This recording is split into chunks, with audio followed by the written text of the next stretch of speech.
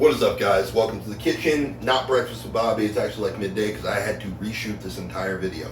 I had recently done a video on the 900-pound beltless pull I just done and discussed only two other guys that had been on record to do that, only to find out that the rest were just really poorly documented. And including myself, I was able to find 7 total guys on this list. Now, because we went from 3 with myself to 7, it does make me believe there might be a few more. There could be 10, who knows? And I'll talk about why that matters after I go over the list in front of me, because there's some guys on here that are worth talking about. Number 1, the guy, and the list here is ordered based on how valid I believe these lifts are. Now, all these lifts do not fall under the exact same circumstances. Some have straps, some don't have straps. Some are in sanctioned meets, some are not in sanctioned meets. 2 are in the gym, some are not. Some are done in the powerlifting style contests, some are not. Like, some are done on deadlift bars, some are not.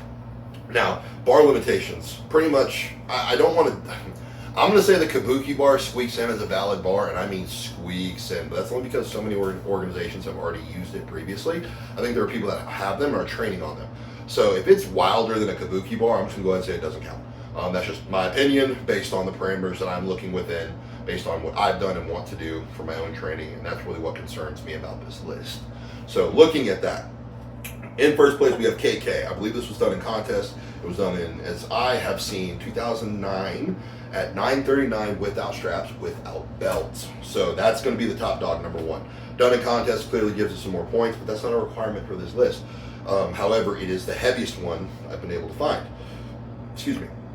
In second place, okay, we actually have a guy named Brian Hartzell on Instagram. He says Traps Like Mountain.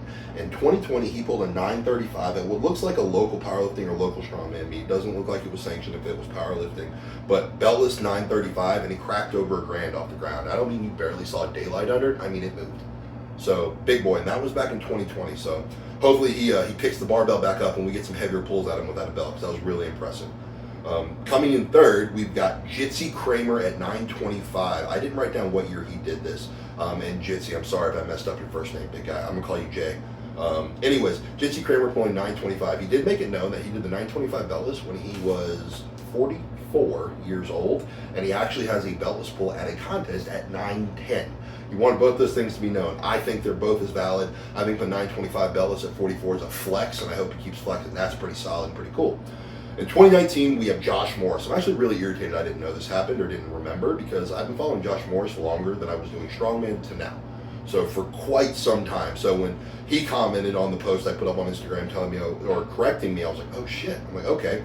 Started talking to him, saw the video. It's pinned to his Instagram page, Josh Morris. It looks like it's like an RPS meet, but he clearly pulls a 903 without a belt on.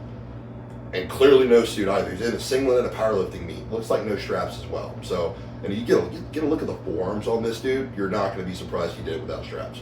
So that brings us down to 2018 Dan Green in the animal cage. He pulled 900 pounds beltless conventional in a bright red shirt, and I was irritated that ChatGPT had to tell me that happened, because I watched that video a lot as a kid, saying, or I say as a kid, as a young man in 2019 was the year I became amateur world champion. So I was there when this happened, just didn't get to see it.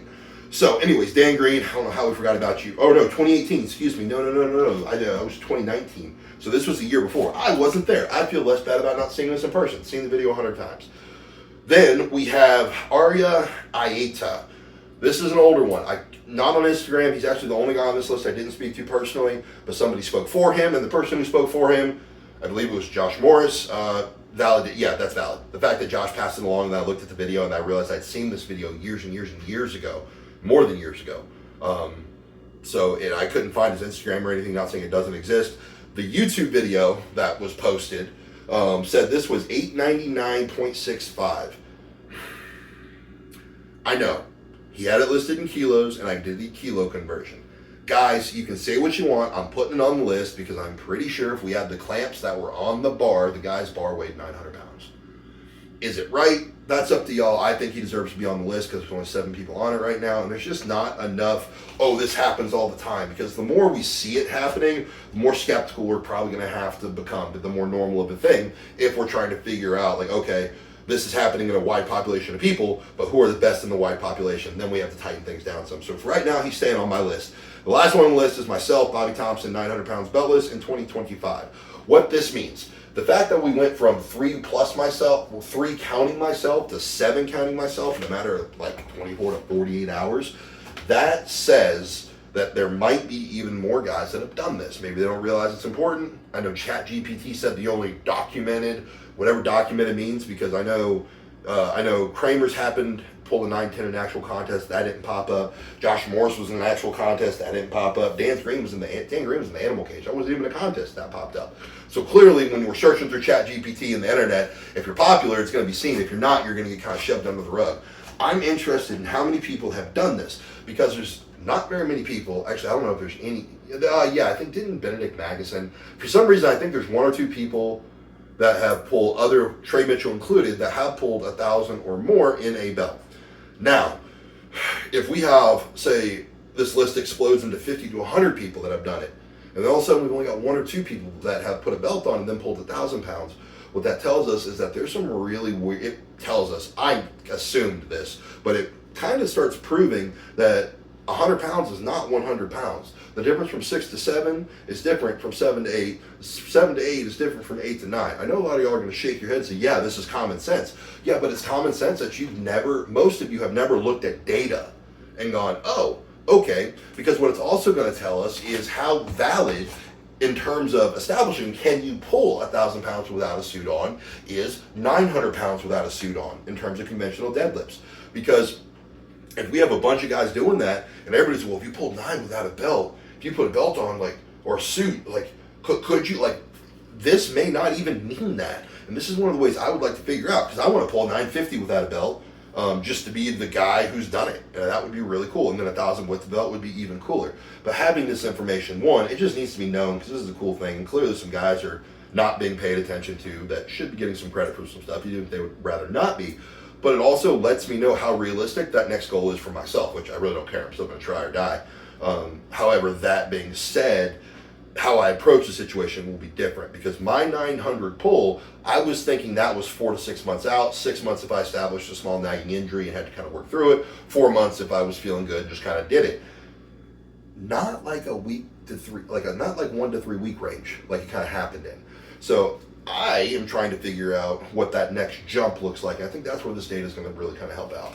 So please, if anybody finds anybody else, not just Americans, I'm open to anyone who has done it beltless, but guys, it needs to be verifiable within common sense range. If you go look up any of the guys on this list, they've done enough shit, you're going to be like, yeah, that guy did that.